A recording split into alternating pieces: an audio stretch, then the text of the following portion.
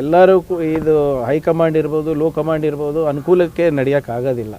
ಆಯಿತಾ? ಅಂದರೆ ಈಗ ನಮಗೆ ಟಿಕೆಟ್ ಬೇಕಾದಾಗ ಹೈಕಮಾಂಡ್ ಇಂಪಾರ್ಟೆಂಟು. ಟಿಕೆಟ್ ಇರಲಾರ್ದ ನಮ್ಮ ಟಿಕೆಟ್ ಸಿಕ್ಕಿ ಗೆದ್ದಾದಮೇಲೆ ಹೈಕಮಾಂಡೇ ಇಲ್ಲ ಅಂದರೆ ಹೇಗೆ?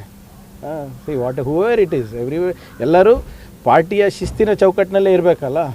ಅದು CM ಇರ್ಬೋದು, DCM ಇರ್ಬೋದು, ನಾನಿರ್ಬೋದು, ಯಾರೇ ಇರ್ಬೋದು, we are all bound by ಪಾರ್ಟಿಯಿಂದ ನಮ್ಮಿಂದ ಪಾರ್ಟಿ ನಡೀತಾ ಇದೆ ಅಂತ ತಿಳ್ಕೊಂಡಿದ್ರೆ ಅದು ನಮ್ಮ ಮೂರ್ಖತನ ಅಷ್ಟೇ.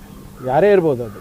So I am not sure Rajanna ಸಾಹೇಬ್ರು ಯಾವ ಇದರಲ್ಲಿ ಹೇಳಿದಾರೆ ಅಂತ ನನಗೆ ಗೊತ್ತಿಲ್ಲ. ಬಟ್ ಯಾರು ಗುಲಾಮರಲ್ಲ. ಆದರೆ ಪಾರ್ಟಿ ಚೌಕಟ್ಟಿನಲ್ಲಿ ಎಲ್ಲರೂ ನಡ್ಕೋಬೇಕಾಗಿರುವಂಥದ್ದು ಪ್ರತಿಯೊಬ್ಬ ಶಿಸ್ತಿನ ಸಿಪಾಯಿ ಕರ್ತವ್ಯ. ಅದು ನೋಡಿ, ಯಾರು ಗುಲಾಮರಲ್ಲ. ಆಯಿತಾ? ಒಂದನೇದು. ಎರಡನೇದು, ಎಲ್ಲರೂ ಇದು ಹೈಕಮಾಂಡ್ ಇರ್ಬೋದು, ಲೋ ಕಮಾಂಡ್ ಇರ್ಬೋದು, ಅನುಕೂಲಕ್ಕೆ ನಡೆಯೋಕ್ಕಾಗೋದಿಲ್ಲ. ಆಯಿತಾ? ಅಂದರೆ ಈಗ ನಮಗೆ ಟಿಕೆಟ್ ಬೇಕಾದಾಗ ಹೈಕಮಾಂಡ್ ಇಂಪಾರ್ಟೆಂಟು. ಟಿಕೆಟ್ ಇರಲಾರ್ದ ನಮ್ಮ ಟಿಕೆಟ್ ಸಿಕ್ಕಿ ಗೆದ್ದಾದಮೇಲೆ ಹೈಕಮಾಂಡೇ ಇಲ್ಲ ಅಂದರೆ ಹೇಗೆ? ಸಿ ಹೂವೆವರ್ ಇಟ್ ಈಸ್ ಎಲ್ಲರೂ ಪಾರ್ಟಿಯ ಶಿಸ್ತಿನ ಚೌಕಟ್ಟಿನಲ್ಲೇ ಇರಬೇಕಲ್ಲ.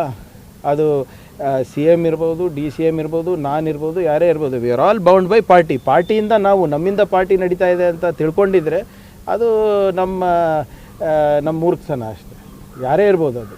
So I am not sure Rajanna ಸಾಹೇಬ್ರು ಯಾವ ಇದರಲ್ಲಿ ಹೇಳಿದಾರೆ ಅಂತ ನನಗೆ ಗೊತ್ತಿಲ್ಲ. ಬಟ್ ಯಾರು ಗುಲಾಮರಲ್ಲ. ಆದರೆ ಪಾರ್ಟಿ ಚೌಕಟ್ಟಿನಲ್ಲಿ ಎಲ್ಲರೂ ನಡ್ಕೋಬೇಕಾಗಿರುವಂಥದ್ದು ಪ್ರತಿಯೊಬ್ಬ ಶಿಸ್ತಿನ ಸಿಪಾಯಿ ಕರ್ತವ್ಯ. ಅದು